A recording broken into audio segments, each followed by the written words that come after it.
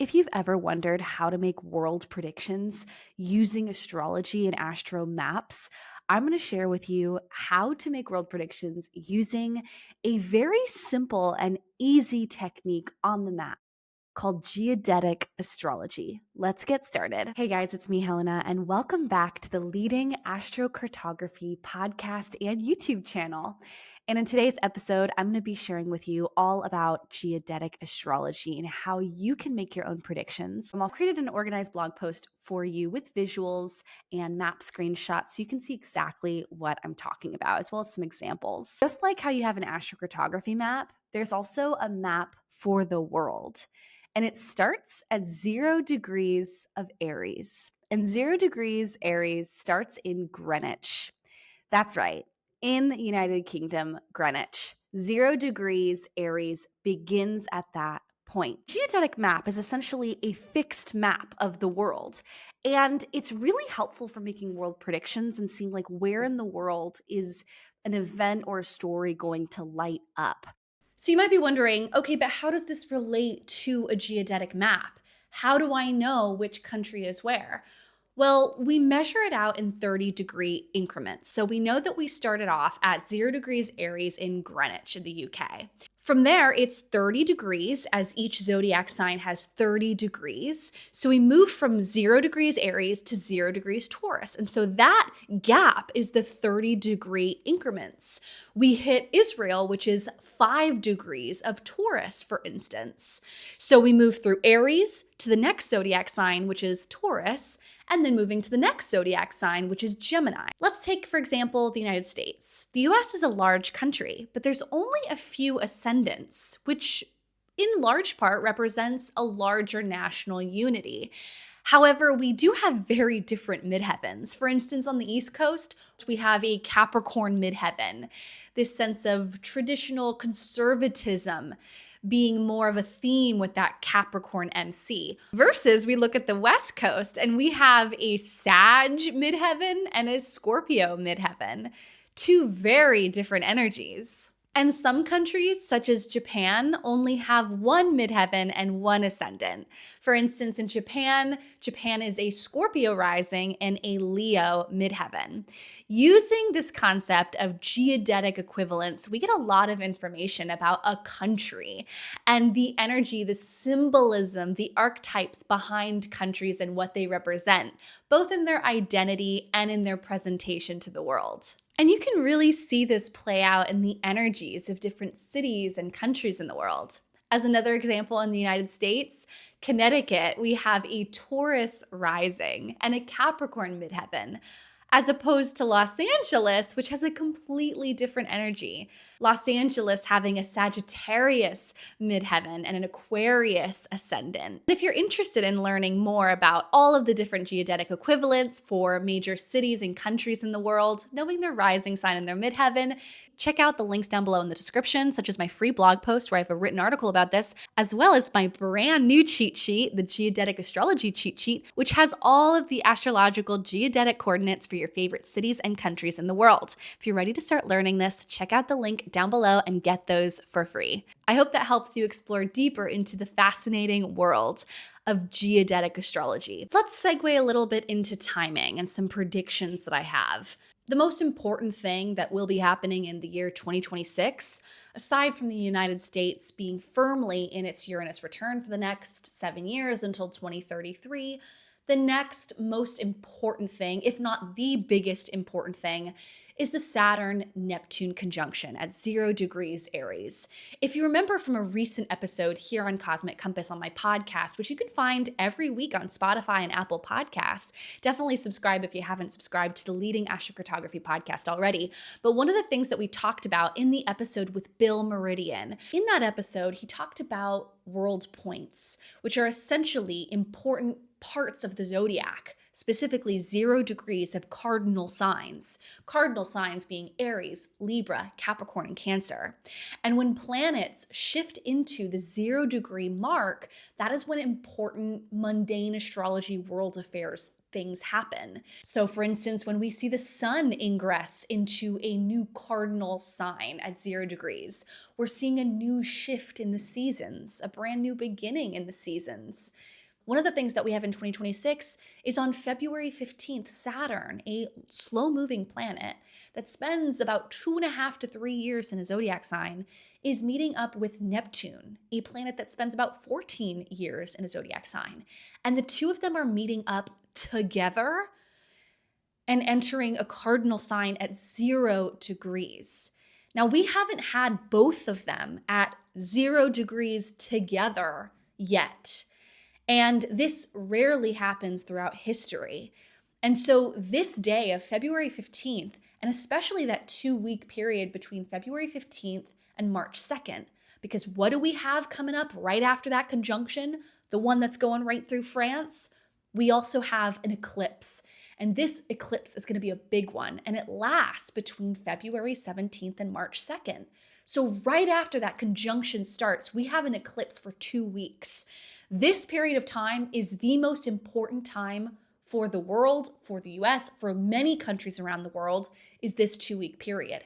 Now, who's to say what this will be about? There's many different interpretations. And that's what we do as astrologers, is we read the interpretations.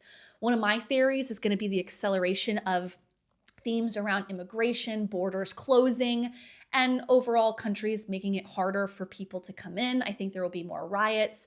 I think there will be more revolutionary type energy around blocking out people from coming into countries. That Aries energy is so self-focused, and I am is Aries energy. And so when we think about Aries, this symbolism around boundaries, almost like with Neptune entering Aries at 0 degrees with Saturn, it's almost like we're glorifying this Aries theme of focusing on oneself and being an authority or being a warrior in a way. And with Saturn there's a lot of mastering the work, putting in boundaries and implementing these systems and structures of the Aries ideal. These are just some themes that I'm expecting to see get louder as we get into this time period, the most important time period of next year. And one of the things I'm also paying attention to is NATO.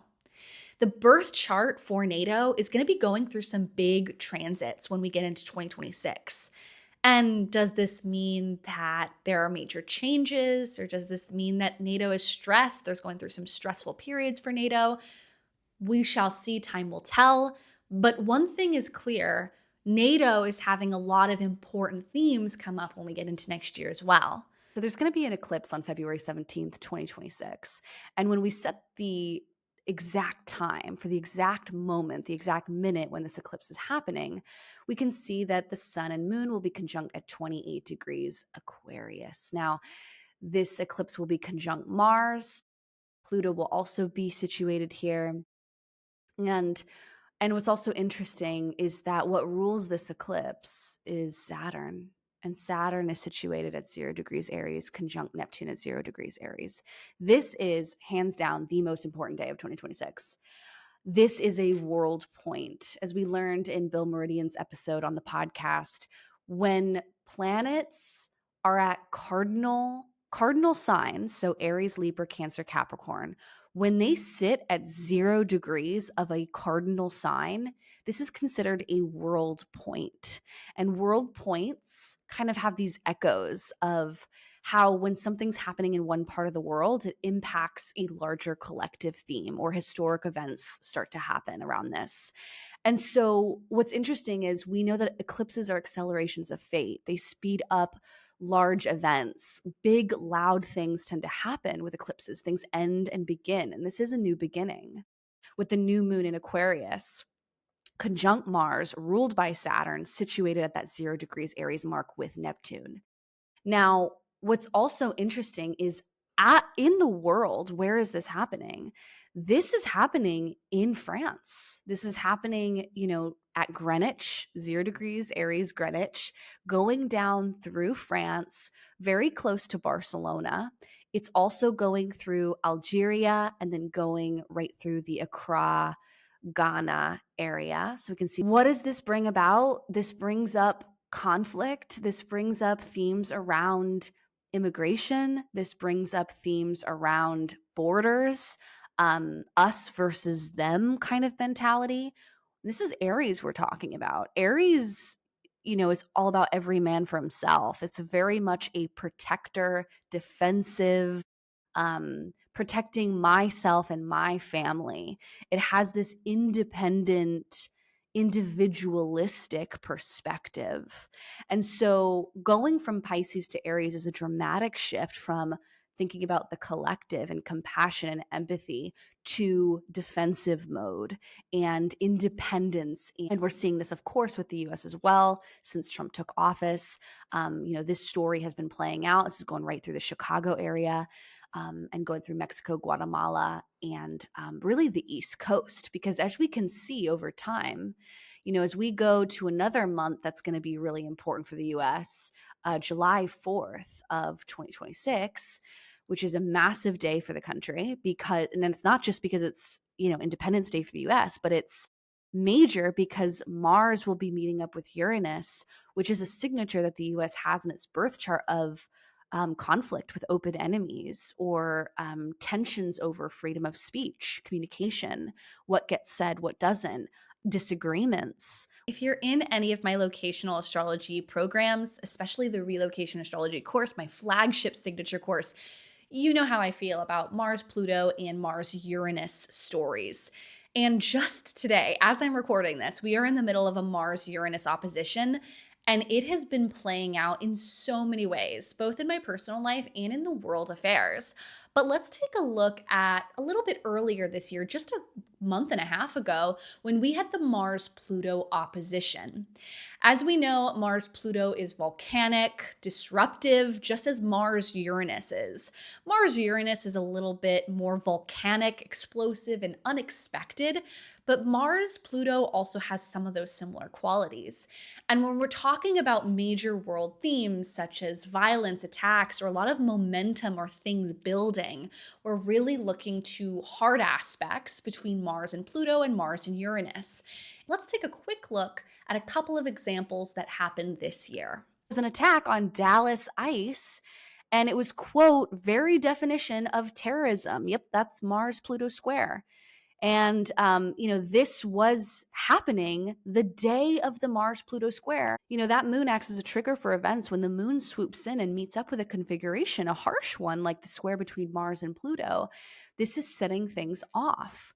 The moon acts as a trigger, as I always say. If we go back to, what was it, the beginning of this year when we had the attack in New Orleans, as well as the attack on the Tesla car, the truck in front of that Vegas Trump Tower, was meeting up with Pluto and opposing Mars exactly by degree at that 1 degree Leo Aquarius axis. These are themes that we see of violence, attacks, war, explosions, fire, shootings, car accidents, or car crashes in this case with the New Orleans attack. So when I saw this, that Mars Pluto square with the moon, I was like, what's going to happen that day? Many things ended up happening. I mean, I, for one, almost got hit by a car. What are some other things that happened? The pivot on Ukraine. The thing for me that I think was the biggest news out of all of this, though, was the fact that Russian pilots went over NATO airspace in the EU, over Estonia. And this is really big news. And I don't see a lot of people talking about this, but I am absolutely concerned about NATO, Putin, Russia. When there's major world events in the news, it's always during eclipses. Eclipses are loud and they're a lot of the times very malefic. They're not usually supportive. It depends on your chart and kind of what's going on for you personally. And again, we're not talking about personally in our charts. We're not relating this to us. We're talking about world events. We're talking about mundane astrology. These kinds of stories I'm not surprised by when we have the kind of astrology that we've had in the last week of the Mars Pluto square with the eclipse. Now, one other country I'm going to be paying attention to is Russia. Why is this? Well, in terms of the geodetic equivalents, we can see that Taurus is the midheaven of Russia. I'm specifically looking at Moscow, Russia. Taurus is on the midheaven and Leo is on the ascendant. And what do we have happening next year? Well, Uranus is going to be finally completing its story in Taurus, but the big thing is that the nodes are going to shift into Leo next year in 2026, along with Jupiter. Jupiter and the South Node are going to be meeting up in Leo. And this is Russia's identity. This is Russia's entire identity. So what changes or bigger themes are going to come about in the identity of Russia? Not to mention that Russia continuously has themes of Saturn, Neptune conjunctions. We're looking at Putin's birth chart. And we're noticing the pattern that every time big things happen in the news with Russia, there are Saturn-Neptune configurations. There's a lot more I could say on this. I've done a lot of research on this one woman who's an expert in nuclear reactivity themes involving Russia and the government, and her birth chart lights up next year in a lot of ways, which makes me think, is she going through some sort of prominence in her career? Is she being seen more? Because, and she specializes in talking about nuclear themes and nuclear war themes. She's all over the internet. If you like Google Life of a CEO on YouTube, you'll find her interviews. But she's going through major transits next year. Now, here's what I want to say. I don't think this is nuclear war that Russia or whatever war type scenario the US is getting involved with or whatever countries are getting involved with. I don't think this is nuclear at all. What I think actually will happen is that there's going to be more of a Cold War type scenario where people are threatening, countries are threatening each other, but nothing actually happens. Let me show you NATO's chart. So look at this massive stellium that NATO has in Aries. The Saturn-Neptune conjunction that we've been talking about is about to hit all of this over the next several years. Mercury, which is the ruler of NATO, like Mercury rules the identity of NATO. That's going to be going over all 4 personal planets as well as the North Node for NATO. Meanwhile, Uranus is going to be transiting through Gemini over the next 7 to 8 years. And that is going to be hitting NATO's moon. And it's also the Uranus return for NATO. This could be a reset for NATO by the time we get into 2031, 2032. One of my predictions is there could be a war with Russia and the EU, or with NATO and Russia. You know, we're already starting to see glimpses of this with Saturn hitting all the stellium and Uranus technically in a sign-based conjunction. Saturn hit all of these planets, including the North Node and the ruler of the chart. This is just a lot to take in for NATO that I'm concerned about. And when we look at the eclipses that I'm really paying attention to, obviously the one on February 17th, this is going to be, I think, one of the biggest ones. Geodetic astrology is really the way to make world predictions, because it's true that when we're talking about world events, we definitely want to look at the astrocartography maps of world leaders. So, for instance, with Trump being the United States president, we would want to look at Trump's astrocartography map to understand his stories that are baked into his natal promise and natal chart, because those places can be activated by timing, by transits and progression. I hope you learned a little bit about geodetic astrology and saw how useful it can be, how helpful and simple it can be, just by looking at those 30-degree increments and those fixed positions, the fixed zodiac signs across the world. We can see where something is happening. So next time that you see an interesting transit, or if you're a fellow astrology enthusiast and you see we've got a big important transit happening during a certain day or time, note that in your calendar. Make sure you switch it to the geodetic mundane setting and note, where is that transit happening in the world? Those lines are telling, and we can get a lot of information about where things are happening based on looking at the geodetic map. If you want to use my favorite software, which is the software that I use for this, check out Astro Gold, and you can use my code Helena15 to get 15% off. This is my favorite software that I'm always using in all of my YouTube videos, whether it's for relocation charts, zodiacal releasing, annual perfections, progressions, timing, so many things, Fidaria. There's so many techniques you can use, and the Astro Maps feature is really great, especially if you want to get it on your phone too. So check that out down below. Use the code Helena15 for 15% off if that's something of interest to you. I'm sending you such a big hug and so much love, and I'll see you in the next one.